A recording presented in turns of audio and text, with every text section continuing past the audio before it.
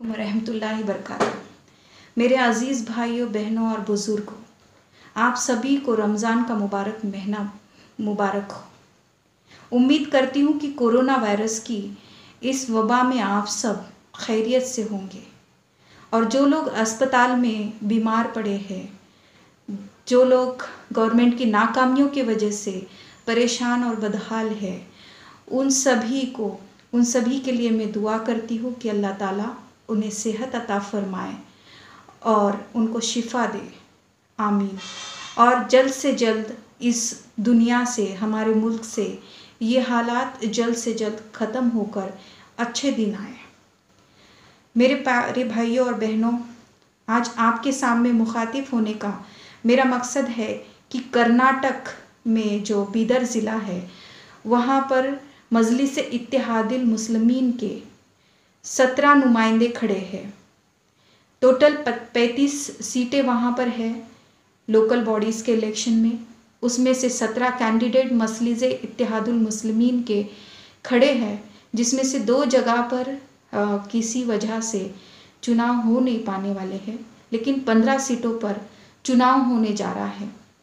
दिन से मुझे एक बात याद आई कि कर्नाटक में बीजेपी की सरकार है और मजलिस इत्तेहादुल मुस्लिमीन लोकल बॉडीज़ के चुनाव में वहाँ पर चुनाव जीतने का प्रयास कर रही है। लेकिन हमारी लड़ाई मजलिस इत्तेहादुल मुस्लिमीन की लड़ाई और तमाम मुसलमानों की मुल्क में लड़ाई अगर किसी से होंगी तो वो सिर्फ बीजेपी से नहीं, तो सो कॉल्ड सेक्युलर पार्टियों से भी है। क्योंकि जो अपने आप को सेक्युलर और मुसलमानों का रहनुमा बताने की कोशिश करते हैं, मैं बताना चाहती हूँ कि 2004 में जो सच्चर कमेटी की रिपोर्ट आई थी, उस रिपोर्ट में मुसलमानों की आर्थिक, सामाजिक, शैक्षणिक और राजकीय जो भी उनकी परिस्थितियाँ हैं, उसका आईना पूरे मुल्क के सामने, पूरे वर्ल्ड के सामने आ गया कि पिछले 70 सालों में कांग्रेस ने या फिर जो कुछ सेक्युलर पार्टियां हैं जो अपने आप को बताती है, उन्होंने मुसलमानों की हालत किस तरह से कर दी है। जो पिछले 150 साल पहले शेड्यूल्ड कास्ट और शेड्यूल्ड ट्राइब के भी हालात नहीं थे, उनसे पिछड़े हम मुसलमान हो गए। कहेंगे कि मैडम बातें तो लोकल चुनाव की हो रही है, यहाँ पर नेशनल लेवल की बातें क्यों की जानी चाहिए।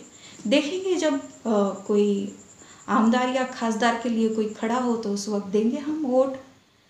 यहाँ तो लोकल बॉडीज़ के चुनाव है, हमारे जान पहचान वाले खड़े हैं सो कॉल्ड सेक्युलर पार्टियों से, या फिर यहाँ तो पानी, बिजली, रास्ते, सड़क, इन सब की बातें होनी चाहिए, यकीनन होनी चाहिए। इन सब चीज़ों की भी बातें होनी चाहिए, लेकिन उसके साथ साथ इस चीज़ की भी बातें होनी चाहिए कि पिछले 70 सालों में जो लोग हमारी वोट लेकर वोट बैंक की राजनीति करते रहे, उन लोगों ने हमें क्या दिया।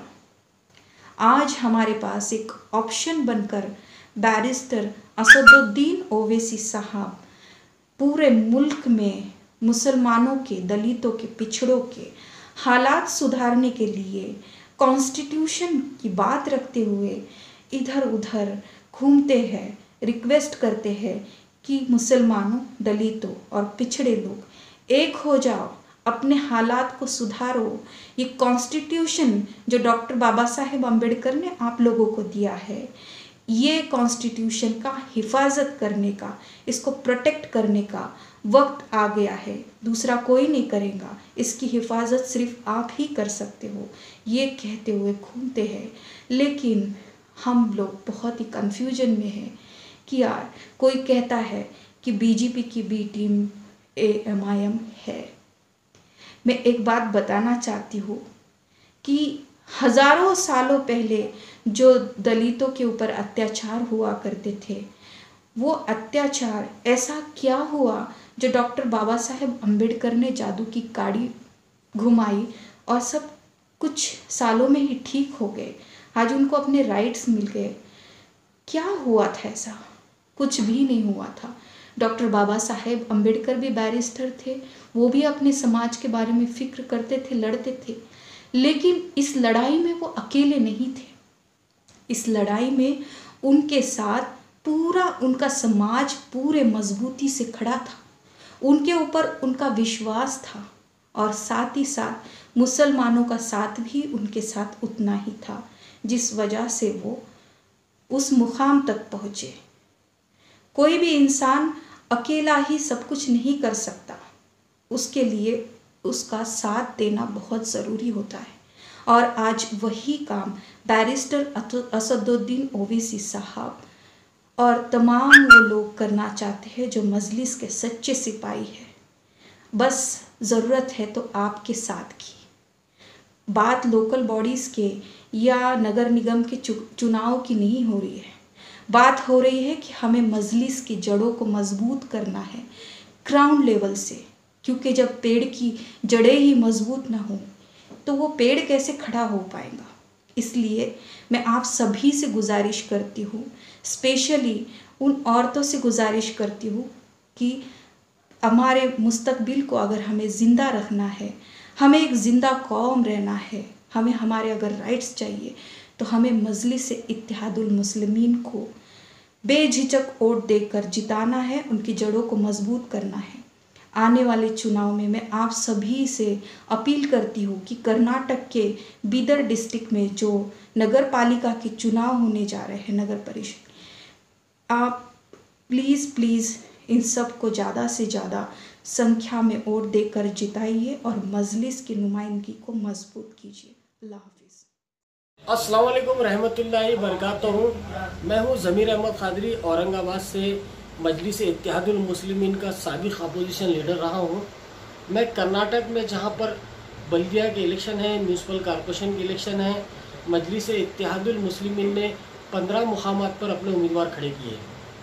मैं कर्नाटक की आवाम से, तमाम मेरे भाइयों से, दोस्त अहबाब से ये दरख्वास्त करता हूँ कि हमारे तमाम उम्मीदवारों को आप कामयाब करें। आप जानते हैं कि मजलिस इत्तेहादुल मुस्लिमीन के क़ायद मोहतरम आली जनाब बैरिस्टर असदुद्दीन ओवैसी साहब और औरंगाबाद के रुकन पार्लियामेंट इम्तियाज़ जलील साहब की क़यादत की बदौलत आज पूरे मुल्क में मजलिस का परचम लहरा रहा है।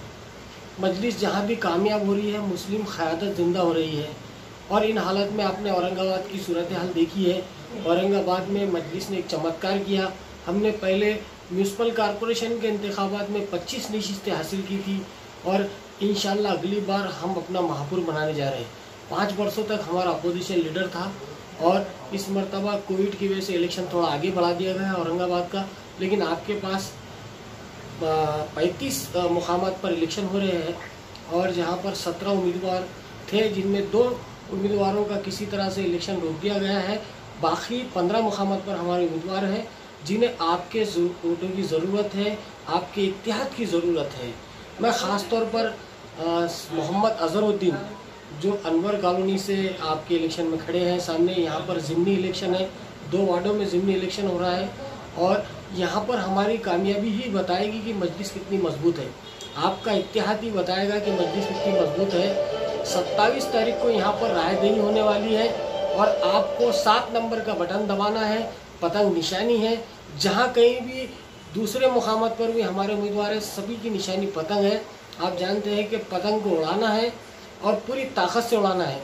मैं आप लोगों से ये भी रिक्वेस्ट कर रहा हूँ कि इस वक्त है तो मांझा बहुत तकसीम होता है। ये छोटे इलेक्शन है, इसमें लोग पैसों से वोट खरीदते हैं, तो अपने विखार को मत बेचिए, अपने मुक़द्दर को मत बेचिए। हम अपने इत्तेहाद को मजबूत करें, उनका मांझा ज़रूर लीजिए और पतंग हमारी उड़ाइए, मजलिस को जिताइए। आप ही की जीत, आप ही का इत्तेहाद है और इंशाल्लाह मुझे पूरा यकीन है कि कर्नाटक में मजलिस अपना परचम लहराएगी। खुदा हाफिज़। और एक बात आपको ये भी बता दूं कि बहुत से लोग मजलिस को बीजेपी का साथी बताते हैं।